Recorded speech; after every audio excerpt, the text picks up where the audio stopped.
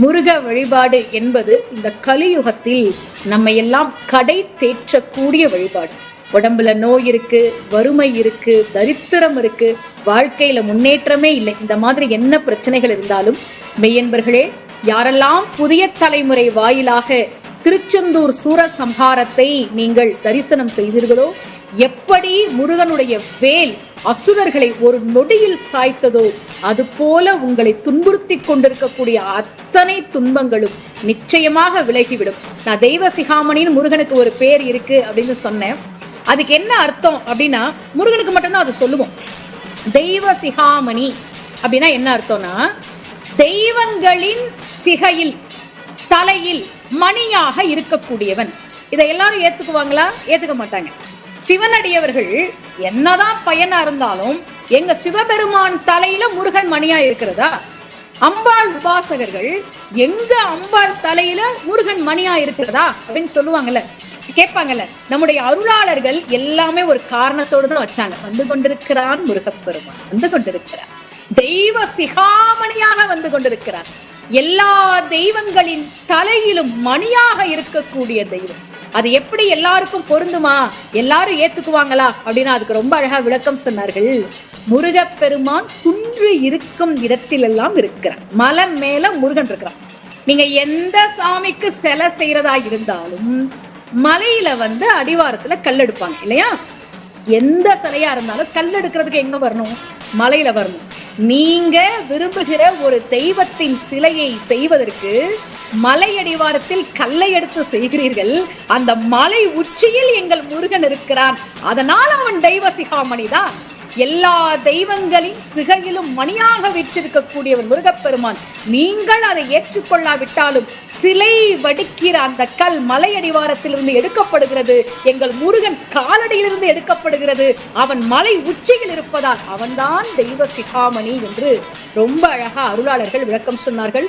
இந்த திருச்செந்தூர் முருகனை பற்றி பாடுகிற போது அருணகிரியார் சொன்னார், என்னுடைய தலை எழுத்தை மாற்றி தந்தவன் திருச்செந்தூர் முருகன். அவருக்கு விதிக்கப்பட்ட தலையெழுத்து என்ன?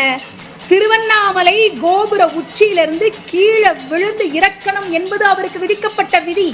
மாற்றியவன் முருகன். இன்னைக்கு வரைக்கும் அருணகிரியாரை பற்றி பேசிக் கொண்டிருக்கிறோமே. தமிழர்கள் வாழ்கிற காலந்தோறும் முருகனையும் அருணகிரியாரையும் நாம் பேசிக்கொண்டே இருப்போம். சொல்றாரு, இந்த திருச்செந்தூர் முருகன் தான்ப்பா என்னோட மோசமான தலையெழுத்தை மாத்தினான். கந்தர் அலங்காரத்துல சொல்றார், செயல்பட்டு அழிந்தது செந்தூர் வயற்பொழில், தேங்கடம்பின் மால்பட்டு அழிந்தது பூங்குடியார் மனம், மாமயிலோன் வேல்பட்டு அழிந்தது வேலையும் சூரனும் வெறுப்பும், அவன் கால்பட்டு அழிந்தது இங்கு என் தலைமேல் அயன் கையெழுத்தேங்கிறார். எனக்கு பிரம்மன் ஒரு தலையெழுத்து எழுதுனாப்பா, நான் தற்கொலை பண்ணிட்டு இறந்து போகணும், நான் மடிஞ்சு போகணும்னு திருச்செந்தூர் முருகன் இருக்கிறானே. அதனாலதான் சொன்னார் தொடங்கும் போதே, செயல்பட்டு அழிந்தது செந்தூர் வயற்பொழில்னர். திருச்செந்தூர்ல இருக்கக்கூடிய முருகன் தான் என்னுடைய தலை எழுத்தை மாற்றி கொடுத்தான். எனக்கு ஒரு தலையெழுத்து எழுதி கையெழுத்து போட்டிருந்தான் பிரம்மன். அந்த பிரம்மனோட கையெழுத்தை அழிச்சிட்டு எனக்கு நல்ல வாழ்க்கையை கொடுத்தவன் முருகப்பெருமான் என்று அருணகிரியார் பாடுகிறார். ஏன் இத்தனை லட்சம் மக்கள் அங்கே திரண்டு இருக்கிறார்கள்? எல்லாராலையும் சாமியை பக்கத்துல இருந்து பாத்துட முடியுமா? 15 பேர் கூடி இருக்கிறாங்களே, பக்கத்துல இருந்து பாத்துட முடியுமா? என்ன தெரியுமா, முருகா, நான் உன்னை பார்க்கலனாலும் நீ என்ன கூட்டத்துல பாப்பீலப்பா. வந்துட்டியா?